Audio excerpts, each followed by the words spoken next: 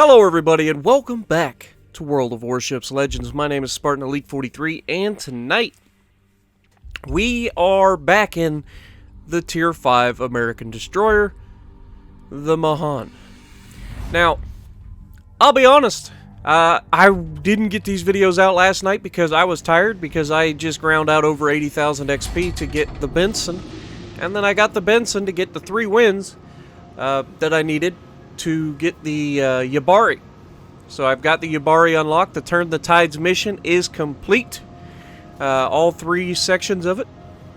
And we are going to move on. Now, I posted a poll last night of which ship you guys would like to see me push for the Tier 7 first.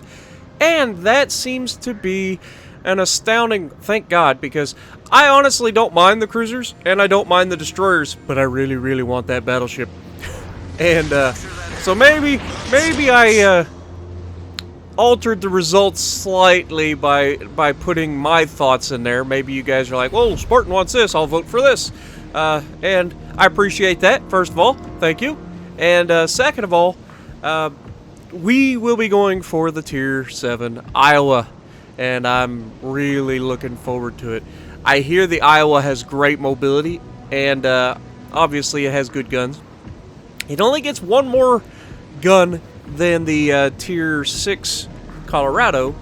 I believe it gets 9 guns, whereas the Colorado gets 8.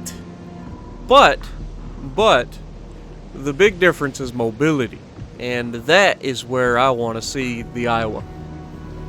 Because a lot of times you'll hold your side, you'll do your thing, and then before you can ever get back to help the team, the game's over. And let's hope that the Iowa is going to be so much better. I can't wait. Anyway, moving on.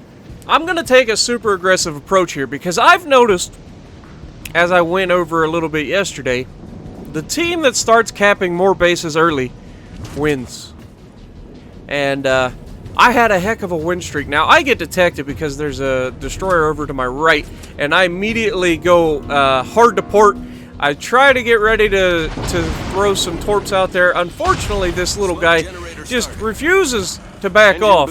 And so we are going to give him the beans and see how he likes it. Now we get some hits there, and all hell is about to rain down on this little Fubuki. I don't know why he thought that it was a good idea to come at me, but he was wrong. However, as you can see, there is a smorgasbord of bad guys behind me. Now, he knocks out my engine, and I'd already used my repair, so unfortunately I have no choice but to sail right into that torpedo, knocking me down way lower than I'd like to be. Now, I am flooding and on fire at the same time, which seems counterintuitive, but we do manage to get our repair back just in time, leaving us with 1,324 health. Normally, 1,324 health would be so bad that it would not be very good for you. However, in a destroyer, it's a different story. Because of your concealment and because of the fact that you have the mobility, you can, generally speaking, make things happen even with no health left whatsoever. And with those torpedo strikes, you can be absolutely devastating. Now, we just have a few seconds left here, and there it is, capped. So we finally got this one capped. Now, our team controls all 3 caps, which means we are going to have a decided points advantage as long as our team doesn't just absolutely get their butts kicked. Now, you'll notice that I was platooned or divisioned with a friend of mine. It's Terror. He's in the other destroyer.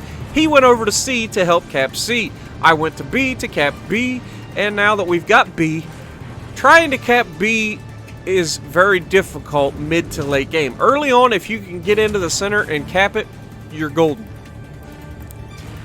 But yeah, as you can see, I've got a little bit of a battleship here that's just begging for some fish. And we're going to see if he can sail in a straight line for a little bit longer and see if we can't catch this Queen Elizabeth. Now look, I am technically not detected at this time. So I fire, and I get out of there. Now, I'm not sure exactly why that is, because he was inside my detection radius, otherwise I wouldn't be able to fire. But he apparently doesn't have the view range. I'm assuming some ships have better view range than others. And, yeah, the Queen Elizabeth not able to see me, and those fish are swimming hard and fast. And that Queen Elizabeth is not deviating course, which means here comes a paddling, folks. Now, he's going to miss a couple of them, but he eats 2, 3, 4. 4 torpedoes, all his health disappears, and he now no longer has a will to fight. So, yeah, just like that, we go from next to no damage and having all our health taken away to putting up 35,000 damage already.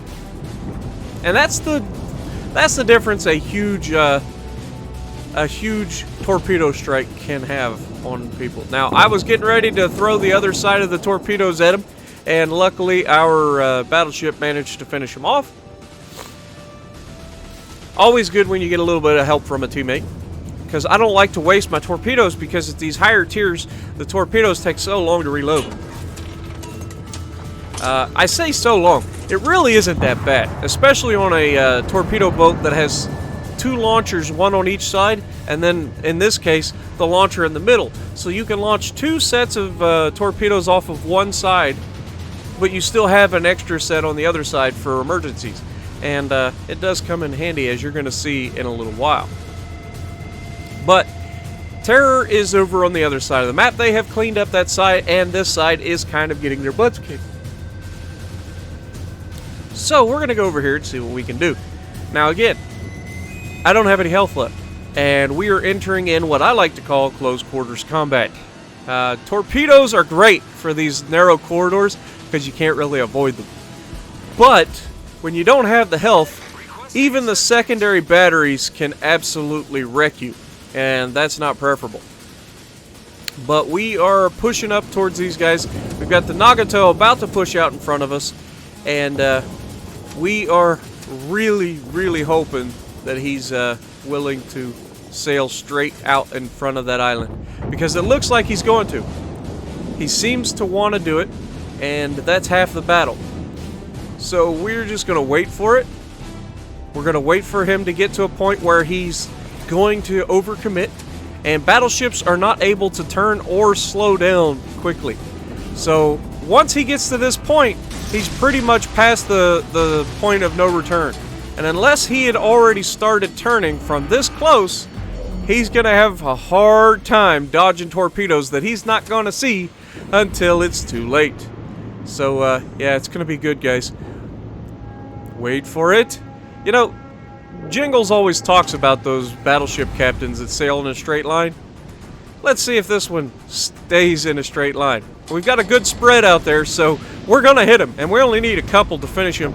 Are we going to finish him? Come on, fish. And there it is. We get 2 torpedo hits, and down he goes. Now, we've got a New Orleans over here. I'm checking to see which direction he's heading, because I don't want to pull out in front of a full health New Orleans, because even if he's got AP loaded, it's not going to go well for me with 1,230 or 1,324 health. But then I noticed this guy. It's a Colorado. How's it going?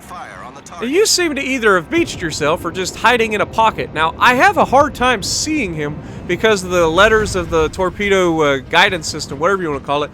The numbers on the screen kind of blocked him. But I give it my best shot. I try to make sure I lead him because it looked like he's coming at us. He does start to turn, and he manages to take 1 on the chin, and that's it. However, my other torpedoes are about back, which reminds you of the 2 salvos that you can fire. We'd fired them early. We get the first set up. We get the second set off, and good luck dodging these ones, sunshine. You got 8 fish in the water, and they are very close, and 1, 2, 3, 4, 5 out of 8, and down he goes, managing to take him down, and a very good battle result, even with no health, which just goes to show you, you can never give up. Giving up doesn't work. 87,000 damage done, 2 kills, lots of torpedo hits. So you destroyer captains, let me know what you guys think, and if you like what I'm doing, punch the like button, leave a comment below, subscribe to the channel if you haven't already, and as always, I will see you in the next video.